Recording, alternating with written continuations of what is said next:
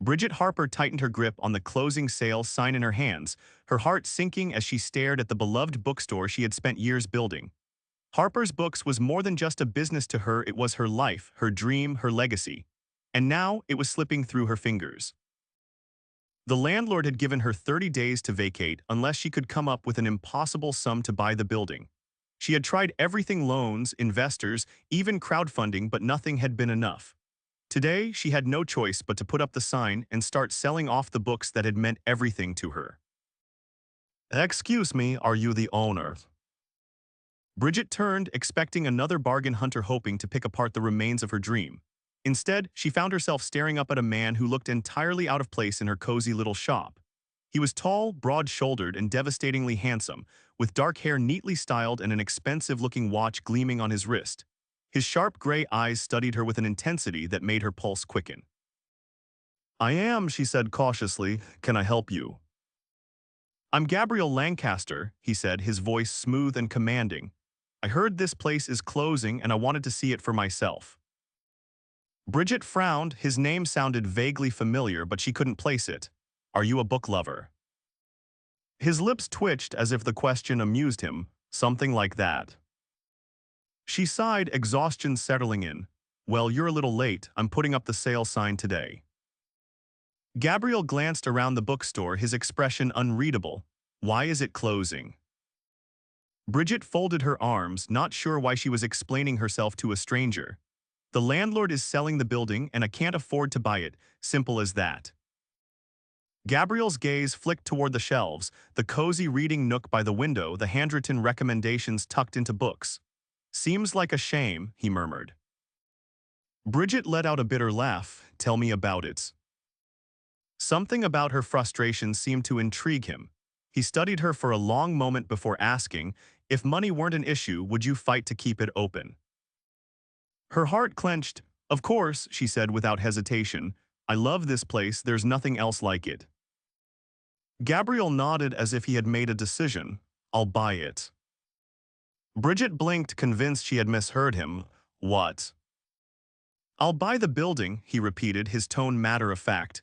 "You keep the bookstore, no more closing sale." She stared at him, waiting for the punchline. "This isn't funny." "I'm not joking." Bridget shook her head. "Who just offers to buy a bookstore for a complete stranger?" Gabriel's lips curved into the barest hint of a smile. "Someone who can." And that was when it clicked. Gabriel Lancaster, billionaire, CEO of Lancaster Holdings. Her stomach flipped. Why would a billionaire care about a tiny bookstore? His gaze held hers. "Maybe I just like the way you fight for it."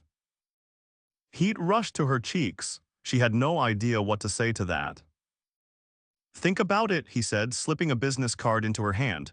"Call me when you're ready." Then he turned and walked out the door, leaving Bridget standing in the middle of her bookstore, her world completely turned upside down. Bridget sat behind the counter, staring at the business card in her hand. The name Gabriel Lancaster was embossed in elegant silver letters, his contact information printed beneath it in a clean, no-nonsense font. The offer he had made still echoed in her mind, impossible and audacious. She turned the card over between her fingers, her thoughts tangled in a whirlwind. No one had ever stepped in to save her before. She had built the bookstore on her own, poured everything into it, fought for it. And now, a man she had just met was offering to rescue it with the casual ease of someone buying a cup of coffee. It didn't feel real. The bell above the door jangled, pulling her from her thoughts. Her best friend, Sophie, walked in, balancing 2 cups of coffee in her hands. She took one look at Bridget's face and frowned. "All right, Spill, you look like you've seen a ghost." Bridget exhaled, setting the business card on the counter. "Not a ghost, a billionaire." Sophie's brows shot up as she placed the coffee in front of her. "Excuse me." Bridget recounted the conversation with Gabriel. When she finished, Sophie whistled under her breath. "So, let me get this straight. A ridiculously wealthy, ridiculously good-looking man just walked in and offered to buy the building so you could keep the bookstore." Bridget nodded, still struggling to process it herself. Sophie leaned in, her eyes gleaming with mischief. "And you didn't immediately say yes because?" Bridget groaned. "Because it's insane. Who does that? People don't just throw around that kind of money for strangers. Sophie took a sip of her coffee, considering. Maybe he's one of those eccentric billionaires who does whatever he wants just because he can. Bridget rolled her eyes. That doesn't make it less weird. Sophie tapped her fingers against the counter. Or maybe he saw something in you, something worth investing in. Bridget hesitated. She had spent so long fighting to hold on to the bookstore, to prove she was capable. Accepting help, especially from someone like Gabriel Lancaster, felt like admitting defeat. But wasn't losing it altogether worse? Sophie nudged the business card toward her. You have nothing to lose by calling him. Bridget knew she was right. Later that evening, after pacing her apartment for what felt like hours, she finally picked up her phone and dialed the number. Gabriel answered on the second ring. I was wondering when you'd call. His voice was smooth, confident. Bridget cleared her throat, gripping the phone tighter. I want to talk. I'll send a card. She blinked. A card. I prefer meetings in person. Before she could argue, he had already ended the call. 30 minutes later, a sleek black town car pulled up in front of her bookstore. The driver opened the door for her and she hesitantly slid in. The interior smelled of leather and something faintly spicy, expensive cologne, maybe. The car wove through the city, eventually stopping in front of a towering glass building. The driver escorted her inside, where she was whisked up to the top floor. The elevator doors opened to reveal an office that screamed power floor-to-ceiling windows with a breathtaking view of the skyline, a massive mahogany desk, minimalist decor that exuded wealth and control. Gabriel stood by the window, hands in his pockets, watching the city below. He glanced over his shoulder when she entered. You came. Bridget folded her arms. You didn't leave me much choice. He gestured to a chair across from his desk. Sit. She hesitated before lowering herself into the chair. Why are you really doing this? He sat down across from her, expression unreadable. Because I can and because I want to. Bridget shook her head. That's not an answer. Gabriel studied her for a long moment. I don't believe in throwing money at things without reason, but I do believe in recognizing value when I see it. Your bookstore means something to you. That kind of passion is rare. Her stomach did something strange at his words, but she ignored it. So what's the catch? Gabriel leaned forward, resting his forearms on the desk. You keep running the bookstore. I'll own the building, but you'll have full control over the business. No rent, no interference. Bridget's breath caught. No rent, that was unheard of. She narrowed her eyes. And you expect nothing in return. A ghost of a smile played at the corner of his lips. I expect you to succeed. She didn't know what to say to that. Gabriel leaned back. You don't trust easily, that's good, but I don't make offers lightly. Bridget chewed on her lip. Every instinct screamed that this was too good to be true. But what choice did she have? If she didn't accept, her bookstore would be gone. She inhaled deeply. Fine, but I want it in writing. His eyes gleamed with approval. Smart. He pressed a button on his desk. I'll have the paperwork drawn up. Bridget exhaled slowly. She had just made a deal with a billionaire. And something told her this was only the beginning. Bridget pressed her pen to the final signature line, her heart pounding as she signed her name with careful precision. The contract was thick, filled with legal jargon she barely understood, but the terms had been clear. Gabriel Lancaster now owned the building and she would continue running Harper's books rent-free with full autonomy. It was a deal beyond anything she could have dreamed of, and yet, as she set the pen down, an uneasy thrill coursed through her. Gabriel watched her from across the desk, his expression composed. His presence was impossible to ignore, commanding without effort. Now that the deal was official, she should have felt relief. Instead, she felt something else entirely, an awareness that crackled between them like an unspoken understanding. It's done, he said, his voice smooth as he took the signed document and slid it across the desk to his assistant, who promptly exited the room. Bridget exhaled, rubbing her palms against her jeans. I should be celebrating, but I feel like I just made a deal with the devil. Gabriel's mouth curved slightly, amusement flickering in his eyes. If I were the devil, I'd have asked for far more in return. Her stomach did an unwelcome flip at his words, but she ignored it, sitting up straighter. So that's it, you own the building and I run my bookstore as usual. He nodded, that's it. She narrowed her eyes, no hidden clauses, no sudden expectations. Gabriel leaned back in his chair, regarding her with a patience that made her feel scrutinized in a way she wasn't used to. Why are you so convinced I have an ulterior motive? Bridget hesitated, choosing her words carefully, because people don't do things like this for free. His gaze didn't waver. Maybe I just enjoy investing in things that matter. She searched his face for deception, but all she found was certainty. That somehow unnerved her more. Before she could respond, a knock at the door interrupted them. A woman in a sleek black suit entered holding a tablet. "Mr. Lancaster, your car is ready." Gabriel stood smoothly, adjusting the cuffs of his tailored jacket. "I have a meeting to attend, we'll be in touch."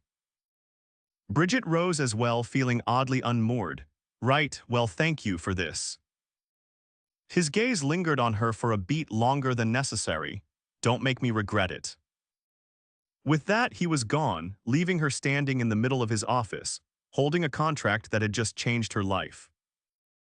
The next morning, Bridget unlocked the doors of Harper's Books with a sense of renewed purpose. The looming threat of closure was gone, but the weight of Gabriel's involvement lingered in her thoughts. She had barely flipped the sign to open when Sophie burst through the door, clutching a newspaper in her hands. "You need to see this," Sophie said, slapping it onto the counter. Bridget frowned, glancing down. The business section displayed a sharp black and white photo of Gabriel Lancaster standing in front of his corporate headquarters. The headline read, "Billionaire's Unexpected Investment. Gabriel Lancaster acquires local bookstore building." Her stomach twisted. How did this even make the news? Sophie tapped the page. Because Gabriel Lancaster doesn't make small investments, people notice when he does something outside of his usual empire building. Bridget skimmed the article. It detailed his history, his rise to success, his ruthless business acumen, his strategic investments. There was a brief mention of Harper's Books, stating that the acquisition was a surprising move for the billionaire known for high-stakes deals and corporate takeovers. She set the paper down, tension coiling in her chest. "Great, now I'm a footnote in a billionaire's portfolio." Sophie arched a brow, "Or maybe you're the exception." Bridget shook her head. "I don't want to be anyone's exception, just want to run my bookstore." Before Sophie could respond, the bell above the door chimed. Bridget looked up, expecting a customer. Instead, Gabriel Lancaster stood in the doorway, his presence as striking as ever.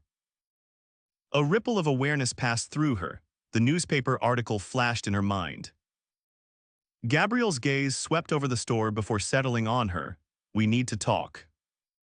Sophie shot Bridget a look before discreetly slipping away to the back. Bridget folded her arms. "I'm guessing this isn't a social visit."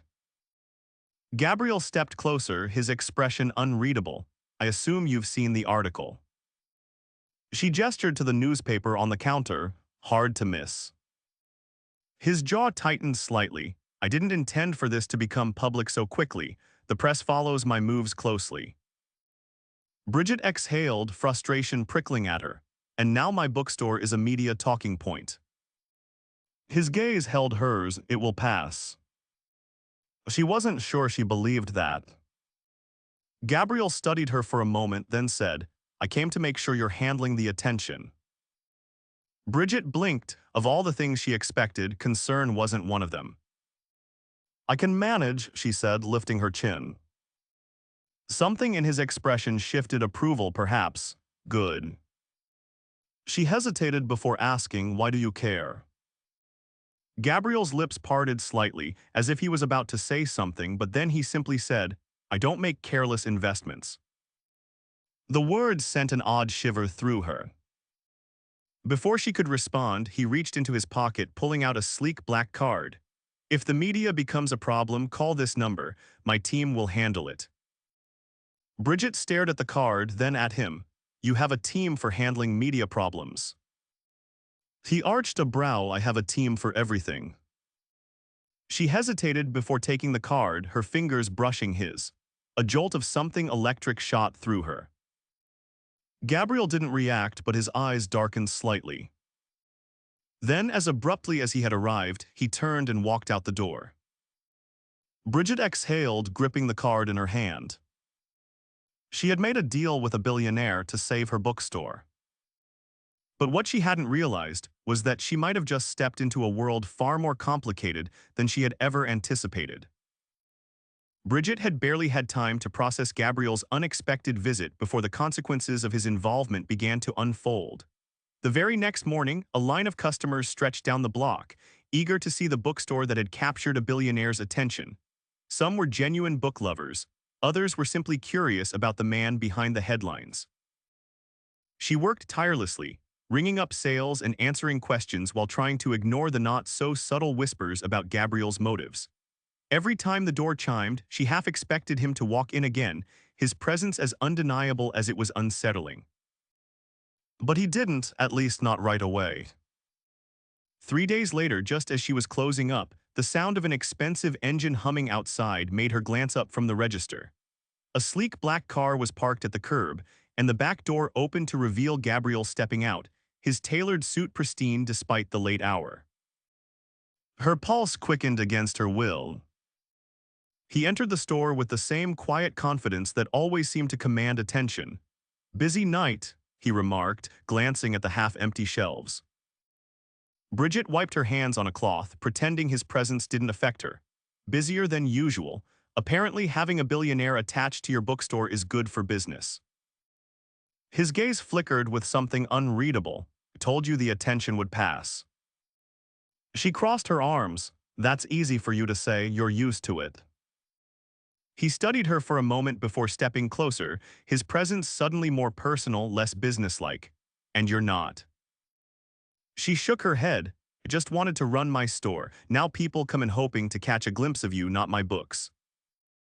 Gabriel tilted his head slightly. "You think they aren't here for you?" Bridget hesitated. "I think they are here for the story." His lips parted slightly, as if he were about to say something, but instead, he reached into the inside pocket of his jacket and pulled out a small velvet box. Bridget's breath caught. "What is that?" He extended it toward her. "A gift." She eyed it warily. "Why?" "Because it can," he said, echoing the very words he'd spoken the first time he stepped into her store. Heart-pounding, she took the box and slowly lifted the lid. Inside lay a delicate silver bookmark, intricately designed with tiny engraved stars. It was elegant, understated, yet impossibly thoughtful. She ran her fingers over the cool metal, her throat tightening. "It's beautiful." Gabriel watched her reaction closely. "I thought you might appreciate something that belongs to your world." Bridget swallowed hard. It wasn't just a gift, it was a gesture that told her he had been paying attention, that he saw her beyond the headlines, beyond the bookstore. She carefully closed the box and met his gaze. "Thank you." He nodded as if satisfied, then glanced around the store. "You need help restocking." Bridget let out a soft laugh. "Are you offering?" A rare flicker of amusement crossed his face. "I suppose I could be persuaded." She handed him a stack of books before she could think better of it. "Fine, let's see if a billionaire can handle shelving paperbacks." To her surprise, he didn't hesitate. He removed his jacket, rolled up his sleeves, and began sorting through the titles with efficiency. Bridget watched him as they worked side by side, the silence between them oddly comfortable. At some point, their hands brushed as they reached for the same book. She looked up, her breath catching as she realized how close they were. The air between them shifted, charged with something neither of them seemed willing to name. Gabriel's gaze dropped briefly to her lips before meeting her eyes again, something unspoken lingering between them. Bridget forced herself to look away, heart hammering. When the last book was shelved, Gabriel stepped back, smoothing his sleeves down. "Not bad for my first bookstore shift," he remarked. Bridget smiled, still feeling the warmth of his presence beside her. "You might have a future in it." He exhaled, something almost wistful in his expression. "Doubtful, but I'll settle for keeping this one open."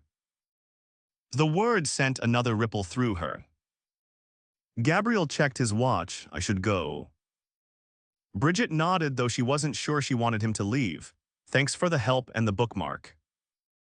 He hesitated for the briefest moment before reaching out, his fingers gently brushing a stray strand of hair from her cheek. Her breath hitched. Good night, Bridget, he murmured before stepping away, leaving her standing there with her world tilted slightly off its axis. As the door closed behind him, she realized something unsettling.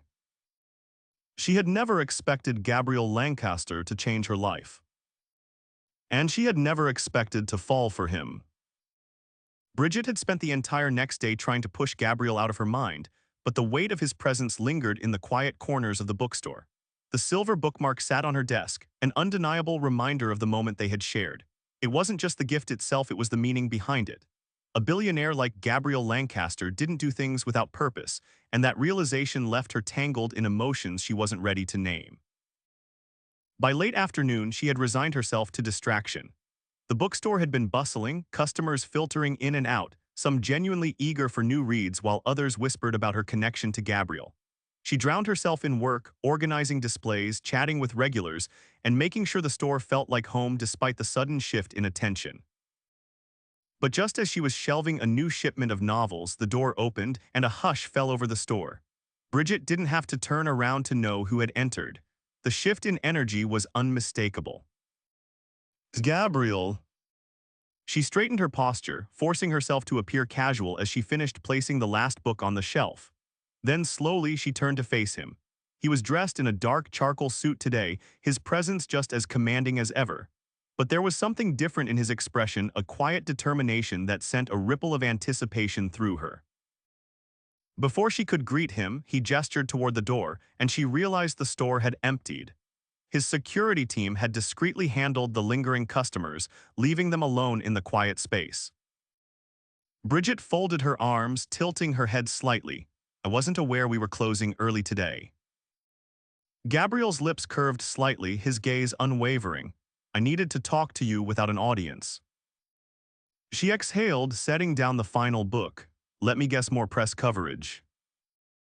He stepped closer, his presence making the space between them feel smaller, more charged. No, this isn't about the media. Bridget's pulse quickened. Then what is it about? Gabriel studied her for a moment, as if weighing his words carefully. I made an investment in this bookstore because I saw something worth saving, but I didn't expect to find something else in the process. Her breath caught, she knew where this was going, and yet hearing him admit it made it feel more real, more dangerous.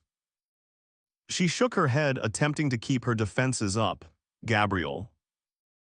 I know, he said, his voice quieter now, carrying a weight that made her chest tighten. You keep telling yourself this should just be about the bookstore, that I should just be a man who stepped in to help. Bridget swallowed hard. Isn't that what this is? Gabriel's gaze darkened, a flicker of something deeper passing through his expression. No, it stopped being just about the bookstore the moment I met you. Her heart pounded so loudly she could barely think. She had spent so much time convincing herself that whatever was happening between them was temporary, a fleeting connection born out of circumstance. But standing here, with him looking at her like she was the only thing that mattered, she wasn't sure she could keep pretending. Still, fear clawed at her. She took a step back, needing space, needing air. You don't do things without reason, you don't make moves without strategy. So tell me, Gabriel, what is this really? He exhaled slowly, as if she had just asked him a question he hadn't been prepared to answer. It's not strategy, Bridget, it's you. The word sent a shiver through her, unraveling her carefully constructed walls. But she had spent years protecting herself, building something from nothing on her own. Letting someone in, especially someone like Gabriel, felt like stepping into territory she wasn't sure she could navigate. Gabriel, she said, her voice softer now, laced with hesitation. I don't know how to do this. He stepped closer again, closing the distance she had tried to create. Then we figure it out together. Bridget searched his face, looking for any sign that this was just another calculated move. But all she saw was sincerity and honesty she wasn't sure she had been prepared for. Her fingers curled at her sides as a battle waged within her. She wanted to believe him, wanted to trust that this wasn't just some passing interest for him. But the idea of letting him in, that was terrifying. Gabriel must have sensed her hesitation because he reached for her hand, his touch warm, grounding. You don't have to decide anything right now, but don't walk away from this just because it scares you. Bridget let out a shaky breath. He was right. Running wouldn't change the way she felt. So for the first time, she didn't pull away. Instead, she let herself stand there, fingers intertwined with his, knowing that whatever this was, whatever it could become, was something neither of them had expected. And maybe, just maybe, that was exactly why it was worth the risk. Bridget had spent her life making careful choices, calculating risks, and ensuring she never relied on anyone but herself. But standing in the bookstore with Gabriel's hand wrapped around hers, she felt something shift deep inside her, a quiet surrender to the inevitable pull between them. She didn't know how long they stood there, caught in the silent gravity of the moment. Eventually she exhaled, loosening her grip and stepping back just enough to clear her head. Gabriel didn't push, didn't demand answers. He simply watched her, his expression unreadable yet patient. The next few days passed in a blur of cautious steps forward. Gabriel didn't overwhelm her, didn't force anything beyond what she could handle. Instead, he simply made himself present in ways that were impossible to ignore. He would stop by the bookstore after his meetings, sometimes bringing coffee, sometimes just standing by the shelves, flipping through a book while she worked. And then the invitations started. The first was a quiet dinner at an exclusive rooftop restaurant, the city lights stretching beneath them like scattered stars. The second was a visit to a private art exhibit, where he had reserved the entire space for just the two of them. Each time, Bridget found herself peeling away another layer of doubt, letting herself lean into the possibility that maybe, just maybe, this could be something real. But then the storm hit. She was in the middle of rearranging a new display when the door burst open, and Sophie rushed in, breathless and holding her phone out. Bridget barely had time to process before Sophie shoved the screen in front of her. A headline blazed across the news site: Gabriel Lancaster's latest acquisition, more than just business. Beneath it was a photo, her and Gabriel, taken from a distance, the two of them standing outside the bookstore. The angle made it look intimate, as if he was murmuring something just for her ears. Her stomach twisted. Sophie's voice was carefully measured. They're speculating now, saying you're just another one of his investments. Bridget's head spun as she skimmed the article. It painted her as the underdog, a struggling bookstore owner swept into a billionaire's orbit. Some called it a fairy tale, others a calculated move by Gabriel to soften his ruthless business reputation. The subtext was clear: they didn't believe this was real. She swallowed the lump in her throat. This isn't. Sophie cut her off gently. I know it's not, but the world thinks it is. Before Bridget could respond, her phone buzzed. Gabriel. She hesitated for only a moment before answering. His voice was calm, steady. I assume you've seen it. She closed her eyes. Yes. There was a pause. I'll handle it. Bridget let out a slow breath. How? I have my ways. She wasn't sure why, but the certainty in his voice eased some of the tension gripping her chest. But that didn't stop the fallout. The next morning, reporters hovered outside the bookstore, cameras flashing every time she stepped outside. Customers whispered, some offering sympathy, others looking at her like a curiosity. And then there were the messages, some supportive, others filled with doubt. She was halfway through sorting through a shipment when the door swung open, and Gabriel strode inside, his presence cutting through the chaos like a knife. Without hesitation, he walked to her, his expression unreadable. Come with me. Bridget hesitated, glancing at the cameras outside. Gabriel, this. He reached for her hand, threading his fingers through hers, his grip warm and firm. Trust me. It wasn't a question. She exhaled, then nodded.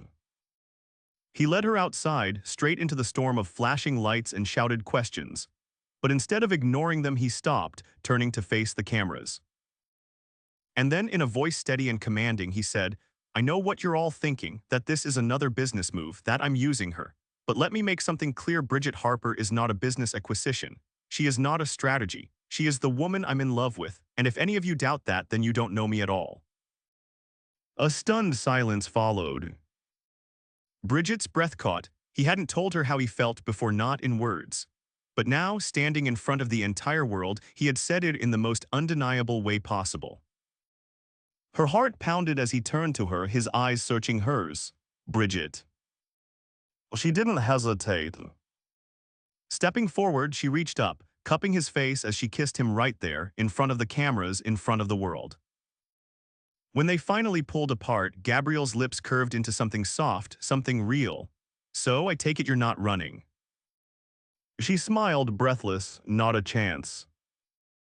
The media frenzy faded after that, their story no longer one of speculation, but of something undeniable. Gabriel continued to be a constant in her life, and Bridget found herself no longer questioning the inevitability of them. And then one evening, as they walked along the quiet streets after dinner, Gabriel stopped suddenly. Bridget turned, raising a brow. "What is it?" He exhaled, then reached into his pocket, pulling out a small velvet box. Her breath hitched. Opening it, he revealed a ring, a stunning, elegant piece that sparkled even under the dim streetlights. Gabriel's voice was quieter now, but no less certain. "Bridget, I didn't expect you to come into my life, and I didn't expect to fall for you the way I did, but here we are, and I don't want a future that doesn't have you in it." Her vision blurred with emotion. He took her hand, his fingers steady. "Marry me." Bridget let out a soft, disbelieving laugh. "You really don't do anything halfway, do you?" His lips twitched. "Not when it comes to you." She looked at him, the man who had walked into her bookstore and changed everything. The man who had fought for her, stood beside her, loved her in a way that felt unshakable. And there was only one answer. She nodded, smiling through her tears. "Yes." The relief in his expression was instant as he slid the ring onto her finger before pulling her close, holding her like she was the most precious thing in his world. Because to him, she was. Months later, as they stood in the bookstore, now thriving, now truly hers, Bridget glanced at Gabriel, who was scanning the shelves with quiet amusement. "You do realize you're stuck with me now, right?" she teased. He glanced at her, eyes filled with something that had only grown stronger since the day they met. "Good," he murmured, pulling her close, "because that's exactly what I wanted." And as he kissed her, surrounded by the very place where their story began, Bridget knew with absolute certainty this was the greatest story she had ever lived.